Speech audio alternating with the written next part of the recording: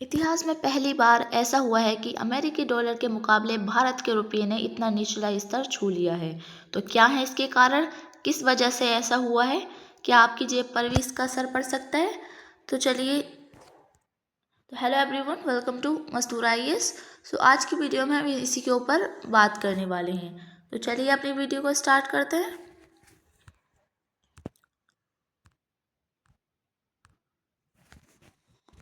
भारतीय रुपये ने जो है अमेरिकी डॉलर के मुकाबले इतिहास में का सबसे निचला स्तर छू लिया है। डॉलर के मुकाबले रुपए प्रति डॉलर के रिकॉर्ड स्तर ने भारतीय अर्थव्यवस्था, बाजार और आम जनता के लिए नई चिंताएं खड़ी कर दी हैं। तो 1 दिसंबर को ये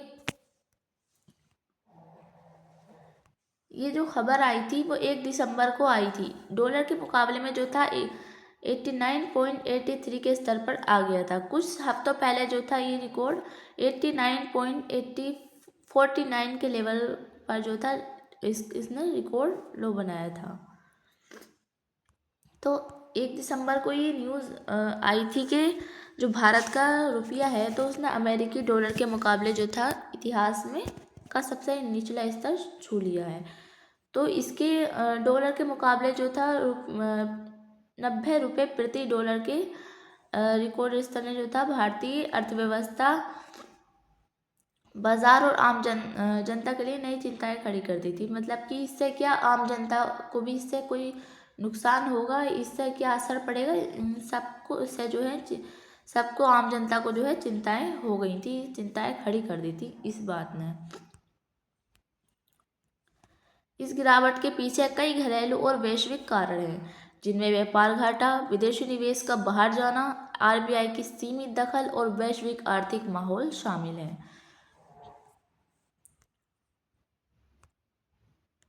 तो अब हम बात करते हैं कि 90 रुपये डॉलर तक क्यों गिरा।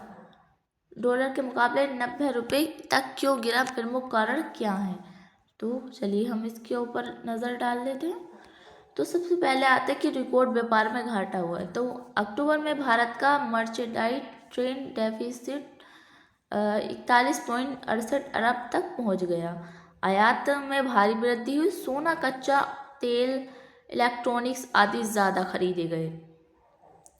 तो इसमें बहुत ज़्यादा आयात में जो थी भारी वृद्धि हुई, मतलब कि सोना, कच्चा माल, तेल वगैरह, इलेक्ट्रॉनिक्स जो थे आदि जो था ज़्यादा खरीदे गए थे। इसकी वजह से जो था अक्टूबर में जो था भारत का मर्चेंडाइज ट्रेड डेफिसिट यूएसडी 41.68 अरब तक जो था वो पहुंच गया था।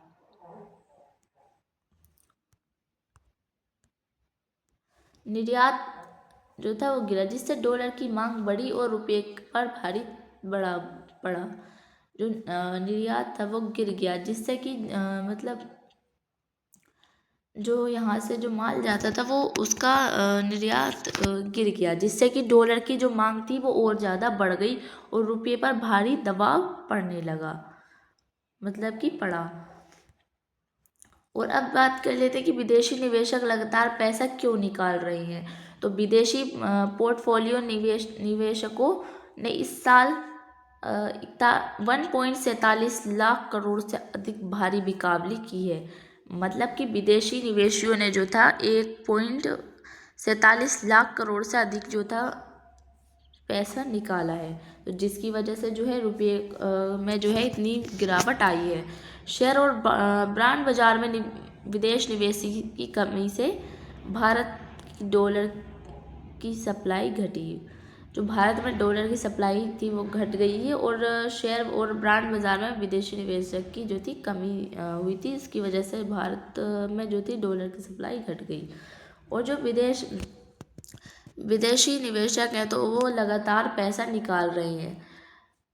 तो इस साल की बात करें तो 1.47 लाख करोड़ से अधिक जो ज़्यादा मतलब पैसा निकाल चुके हैं, जिसकी वजह से ये ऐसा हुआ है।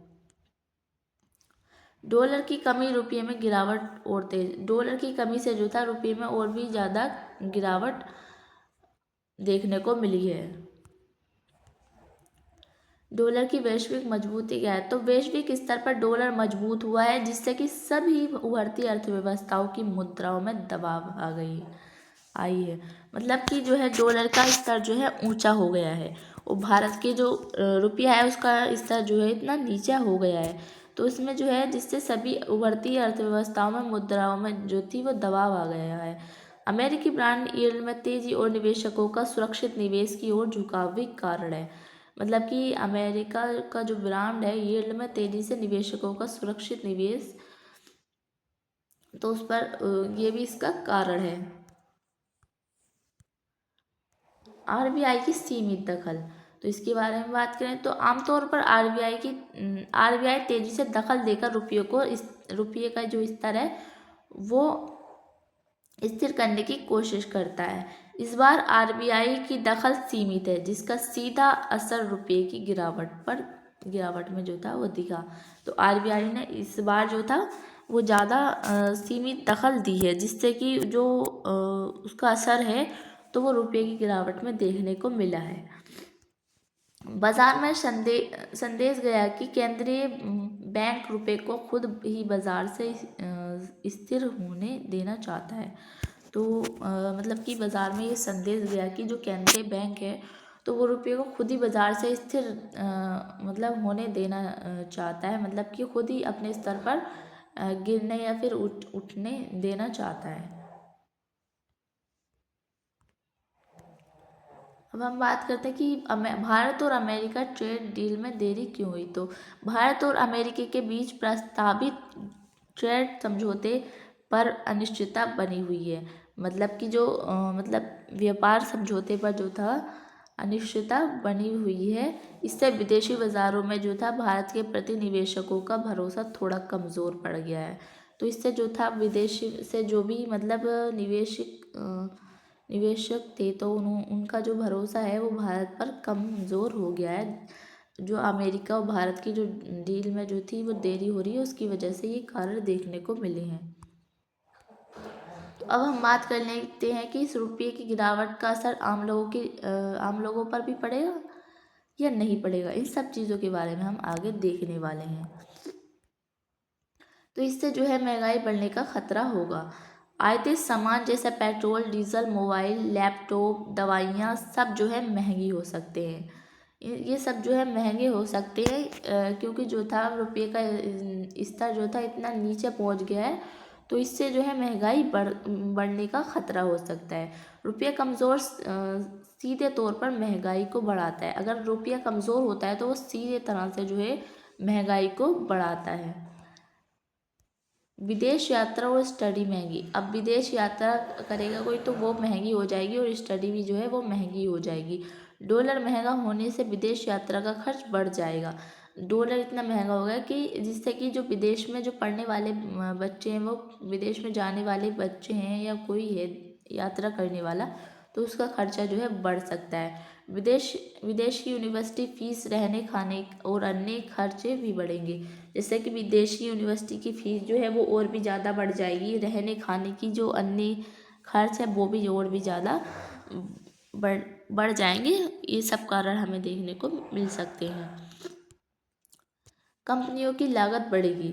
जो कंपनियां कच्चा माल आयात करती हैं उनकी लागत बढ़ जाएगी। तो जो कंपनियां मतलब कच्चा माल जो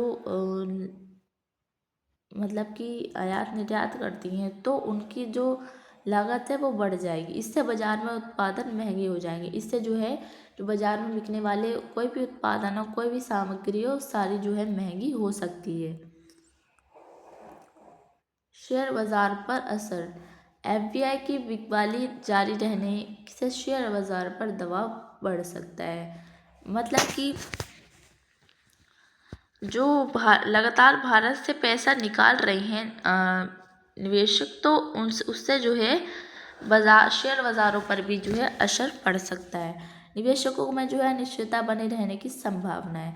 तो निवेशकों में अनिश्चितता बने रहने की जो है संभावना देखने को मिल सकती है। तो अब हम बात कर लेते हैं कि आगे क्या हो सकता है इसमें। तो अगर एफबीआई की बिकवाली जारी रही तो व्यापार घाटा कम नहीं होगा। तो रुपया 90 से ऊपर भी जा सकता है। अगर एफडीआई की बिकवाली जो है जारी रही, मतलब कम नहीं हुई, तो व्यापार में और भी ज़्यादा घाटा होगा और रुपये की स्तर जो है और भी ज़्यादा ऊपर हो सकता है। आरबीआई हस्तक्षेप बढ़ा सकता है जिससे रुपये की गिरावट में कुछ हद तक रोका जा सकता है। तो आरबीआई जो है रिजर्व बैंक ऑफ इंडिया जो है इसमें हस्तक्षेप कर सकता है, जिससे कि जो रुपया गिर गया है, कि गिरावट आई है, तो उसमें जो है कुछ हद तक जो है उसको रोका जा सकता है। भारत यूएस ट्रेड डील अगर आगे बढ़ी तो ये रुपये की को मजबूत करने में मदद करती है। मतलब कि भारत और अमेरिका के बीच जो व्यापार समझौता अभी मतलब इसमें देरी हो रही है डील में, अगर वो आगे बढ़ा तो इससे जो है रुपये को मजबूत करने में जो है मदद मिल सकती है। रुपये का 90 प्रति डॉलर रिकॉर्ड पर स्तर पहुंचना भारत की अर्थव्यवस्था के लिए चिंता का संकेत है।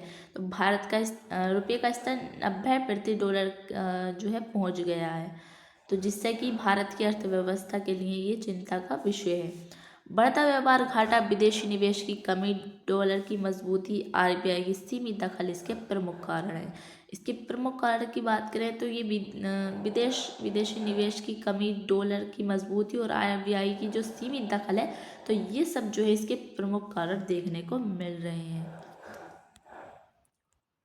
इसका सीधा सा असर महंगाई, बाज़ारों और आम जनता की जेब पर दिखाई देगा। तो इसका सीधा सा असर जो है, इसका असर आम जनता पर दिखाई देगा, क्योंकि जो है चीज़ें जो है, सामान वो महंगा हो जाएगा, जिससे कि उनको ख़रीदने में दिक्कत होगी। तो अगर जल्द ही अंतर्राष्ट्रीय और घरेलू स्तर पर सकारात्मक बदलाव नहीं होते हैं तो रुपये का दबाव आगे भी जारी रह सकता है। तो अगर ये जो है अंतर्राष्ट्रीय स्तर पर जो है, अगर इसको रोकने का प्रयास नहीं किए गए, इसमें बदलाव नहीं किए गए, तो रुपये का दबाव जो है और भी ज़्यादा नीचे गिर सकता है, जिससे कि बहुत चुनौतियों का सामना करना पड़ सकता है। तो फ्रेंड्स, आज की इस वीडियो में हमने इस न्यूज़ को अच्छे से कवर किया। तो आई होप आपको ये न्यूज़ अच्छी लगी होगी। तो आज के लिए इतना ही, मिलते हैं अपने किसी और इंटरेस्टिंग वीडियो के साथ। तब तक के लिए बाय, थैंक्स फॉर वॉचिंग।